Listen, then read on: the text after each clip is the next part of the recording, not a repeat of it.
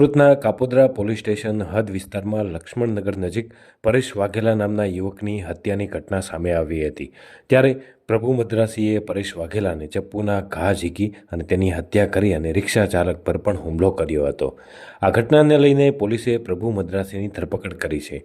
તો બીજી તરફ દેવી પૂજક સમાજના લોકો દ્વારા મોડી રાત્રે અને સવારના સમયે પોલીસ સ્ટેશનનો ઘેરાવ કરાયો હતો અને ત્યારબાદ રસ્તા પર ચક્કાજામ કરી અને પ્રભુ મદ્રાસીને ફાંસી આપવામાં આવે તેવી રજૂઆત કરી હતી। આરોપી પ્રભુ મદ્રાસી નામના ઈસમ દ્વારા પરેશ વાઘેલા પાસેથી દારૂ પીવા માટે પૈસાની માગણી કરવામાં આવી હતી। પરેશ વાઘેલાએ પ્રભુ મદ્રાસીને પૈસા આપવાની ના પાડી હતી અને બસ આ જ વાતને લઈને રોષે ભરાયેલા પ્રભુ મદ્રાસી દ્વારા પરેશ વાઘેલા પર ચપ્પુ વડે હુમલો કરવામાં આવ્યો હતો। પરેશ વાઘેલા પર હુમલો કર્યા બાદ પ્રભુ મદ્રાસી ધીરેન્દ્ર નામના રિક્ષા ચાલક પાસે ગયો હતો અને રિક્ષામાં આગળ ઉતરવા માટે જણાવ્યું હતું। ધીરેન્દ્રએ પ્રભુને રિક્ષામાં બેસાડવાની ના પાડી, તેથી રોષે ભરાયેલા પ્રભુ મદ્રાસીએ ધીરેન્દ્ર નામના રિક્ષા ચાલક પર પણ હુમલો કર્યો હતો અને તેણે પણ ચપ્પુના ઘા મારી અને ગંભીર રીતે ઇજાગ્રસ્ત કર્યો હતો। આ ઘટનામાં ગંભીર રીતે ઇજાગ્રસ્ત થયેલા પરેશ વાઘેલા અને રિક્ષા ચાલક ધર્મેન્દ્રને સારવાર માટે પીપી સવાણી હોસ્પિટલ ખસેડવામાં આવ્યા હતા। પરેશ વાઘેલાનું હોસ્પિટલ ખસેડતા પહેલાં જ મોત નીપજ્યું હતું।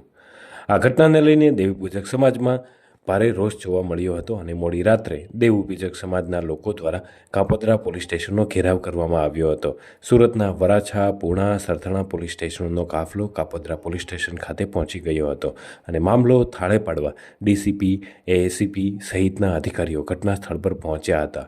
તો બીજી તરફ આ મામલે તાત્કાલિક અસરથી કાર્યવાહી કરી અને પોલીસ દ્વારા પ્રભુ મદ્રાસીની ધરપકડ કરવામાં આવી હતી। ઘટના બાદ વહેલી સવારે ફરીથી દેવી પૂજક સમાજના લોકો કાપોદ્રા પોલીસ સ્ટેશનમાં ઘેરાવ કરવા પહોંચ્યા હતા અને મોટી સંખ્યામાં મહિલાઓએ એકઠા થઈ પોલીસ સ્ટેશન બહાર પ્રદર્શન કર્યું હતું અને અત્યારે જ આ પ્રભુ મદ્રાસીને ફાંસી આપવાની માંગણી કરતા સૂત્રોચ્ચાર કરાવાયા હતા।